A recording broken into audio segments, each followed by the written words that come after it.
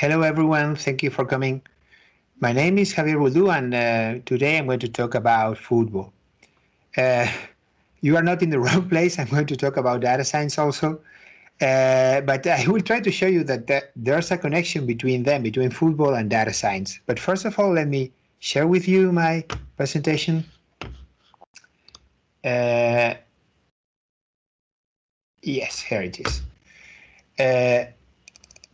The title of my talk is Football and Data Science, Bringing the Laptop to the Bench, and I'm going to show you how you can apply complexity sciences to football.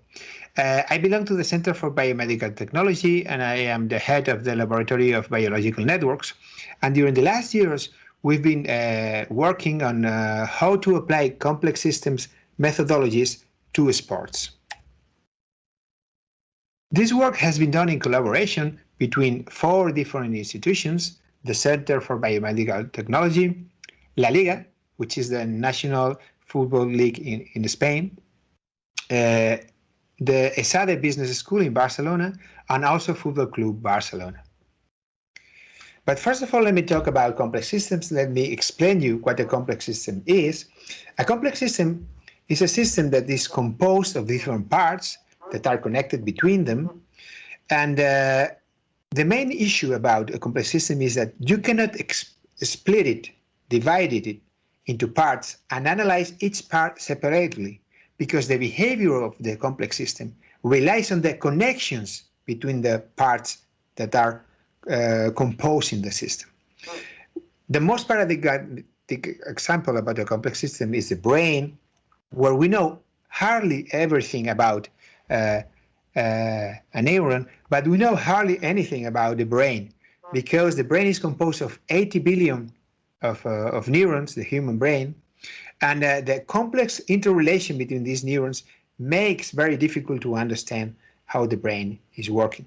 But we will never know how the brain behaves looking at single neurons in isolation. We need to understand the system operating, considering all relations between the components.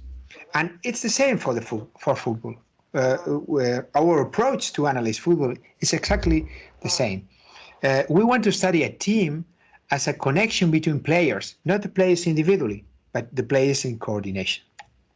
There's a very famous quotation from Lucas Podolsky saying that football is like chess, but without dices. We took this sentence as a motivation sentence and said, okay, we can help. I think we can help. We are scientists. We don't know hardly anything about football, but we know about methodologies for analyzing complex systems, and we will try to apply them to analyze football data sets. And look, this is the classical approach to analyze, for example, the behavior of a player or the performance of a player.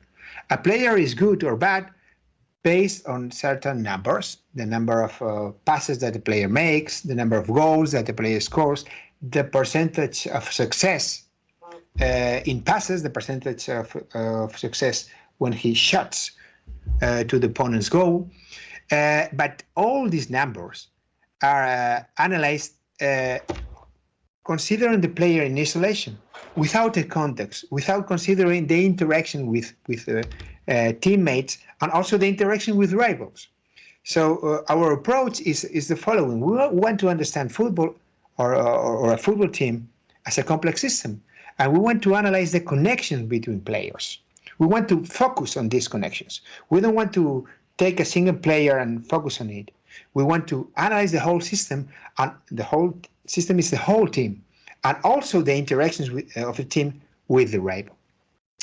I'm sure you agree with me that football is a very complex sport. There are diversity of factors influencing the performance of a team, and probably the more information we have about the team, the better decisions that we can take. And I'm sure that our point of view will complement classical point of views that are not worse or better than ours, but are basically complementary. So before going to the analysis, let me explain you that there are basically 2 kinds of data sets in football: event data sets and tracking data sets. In event data sets, we have the actions of players during a match. These actions are tagged with spatial and temporal coordinates. For example, if a player passes the ball to another player, we have the position of the pass of this particular player at the time of the pass. And also we have the final position where the other player receives the ball. So we have the spatial coordinates and the temporal coordinates. Of all actions, we have the same for falls, we have the same for shots, we have the same for goals. Okay, these are the events, the event datasets. We also have the tracking datasets. In tracking, we have, instead of the events, we have the position of players without tags, just the position of the 22 players on the pitch and also the ball. And let me focus first on event datasets. Let me show you that we can extract information using complexity sciences from these event datasets. But first of all, something very important. How do we acquire these event datasets? You won't believe me, but it is true. We acquire these datasets manually. There are companies that record these datasets and sell them to football clubs, to the media, etc., people interested in these datasets, and they basically they record these datasets manually. Watching the match, they have a mouse and they tag the position of the players manually with a very very cutting edge technology like this one, putting notes on the keys of the keyboard.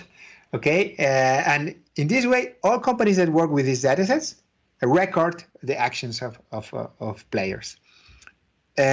Once you have these actions, you buy these datasets, and you have these actions, and you can use them for whatever you need.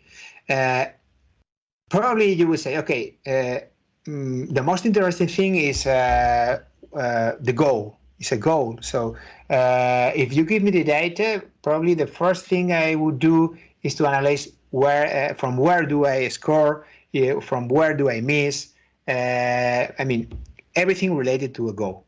Okay. In our case, we focus on another completely different thing. We didn't pay attention to the goals. We pay attention to the connections between players, how players were connected through passes. We created links between players when they passed the ball between them. And the strength of the connections between players was proportional to the number of passes made by any two players. In this way, you obtain something like this. This is what we call a complex network. It is a network made from passes. In this network, the thickness of the links is proportional to the number of passes between every pair of players. And the position of the nodes, these circles, which represent the players, is the average of the positions of all passes made by a player. So with a single figure, you can have a look at the relations between players in your team. You can have an idea how your team was playing, where was the position of players, who were the most connected players. If this network was very robust, what were the weakest parts of this network, and also who were the most important players in this coordination network obtained from passes. With this methodology, we began to work with Football Club Barcelona, and first of all, we analyzed the way Guardiola's team played 10 years ago. Probably the team coached by Guardiola, Barcelona coached by Guardiola, was probably the best version of Barcelona along history. So we focused in analyzing Guardiola's Barcelona, and the first thing we realized is that networks evolve in time. The structure of these networks change along time and change due to the context of the match, depending on what is happening in the field. So we, first of all, analyzed the network a long time during the network passes during the match. We observed that several network metrics, network parameters changed during the match, and we were able to relate them to what was happening. like for example, the goals. We could evaluate how the network was organized before scoring a goal, and also when a goal was conceded.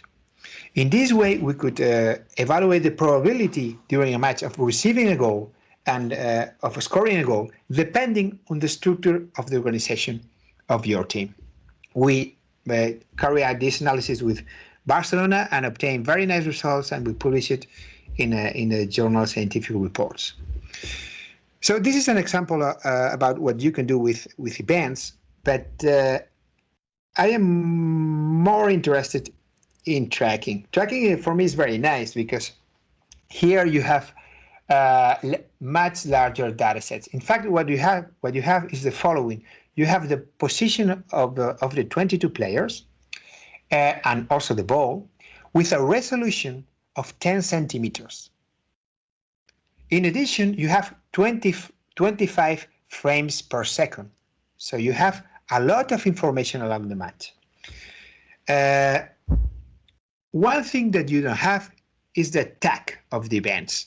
You don't know what a player is doing. You just see what a player is doing. So you don't know if there's a pass there, despite you can infer that there's a pass when you see the ball going out from one player to another player. So you have a lot to do here. And you have a lot of information, not only around the ball, but also the players who do not have the ball. And this is very, very important. And this is introduces a completely different perspective in the analysis of a team. How these data sets are recorded, in our case, in Spain, we are using a MediaCoach. MediaCoach is a hardware and software used by La Liga. And it basically consists in 6 cameras that are placed in all